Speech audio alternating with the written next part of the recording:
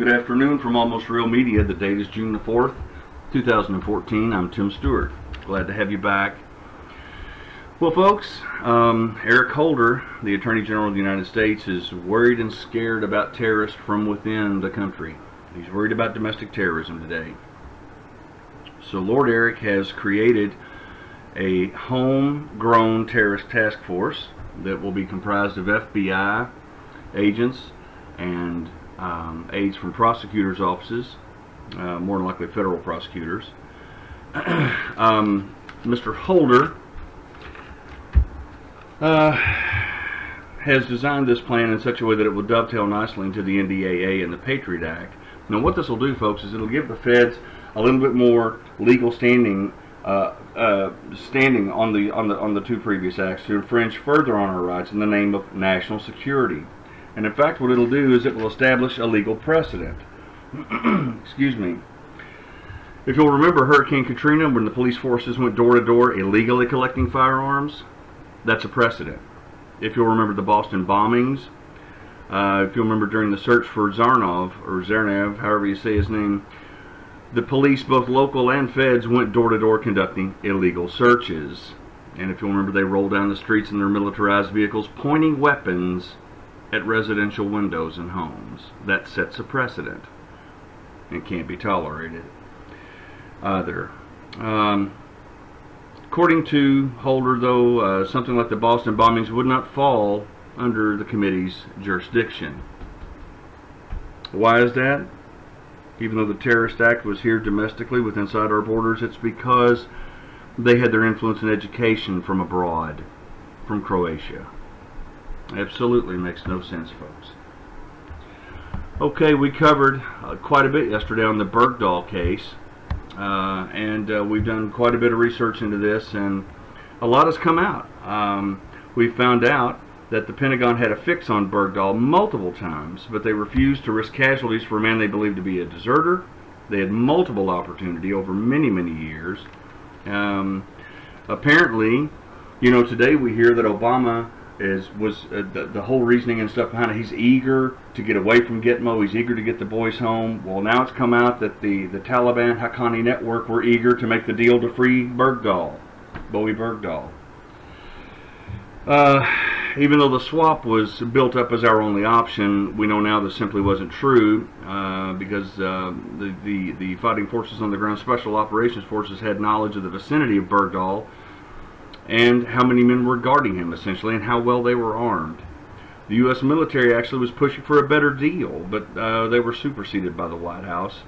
And a Pakistani, former intelligence officer, has stated that the Obama administration wanted to close the door on the circumstance, no matter what the price.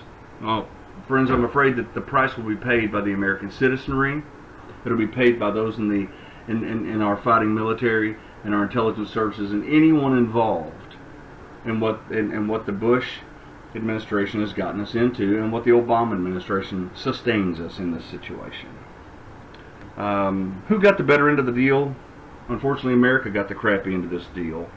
And it's interesting to note that special operations forces across the board, like across the globe, per Paki Intel, and the congressional aid, they're all appalled at the fact that we negotiated illegally, as it were, with these hostages.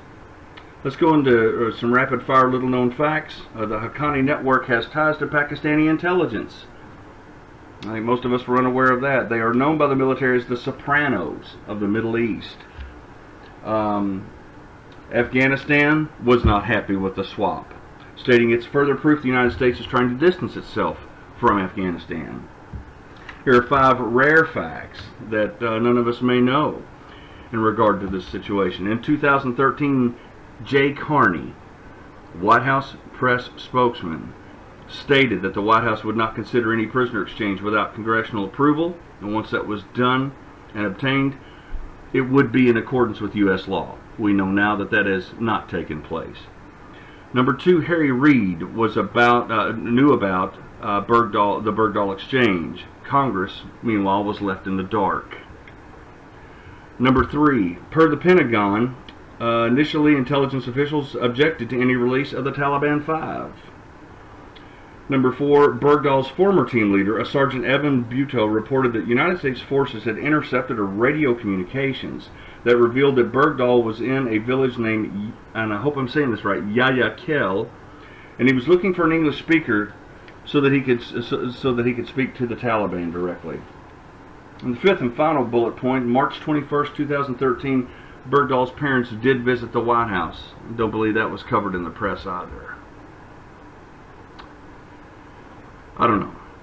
I don't know what to make of it, folks. It's getting worse all the time. Getting worse all the time. It's an administration out of control. It's an administration that is bordering right now on madness. It doesn't even know what it's doing anymore. It's just, they're losing their minds, essentially. They're just coming unglued.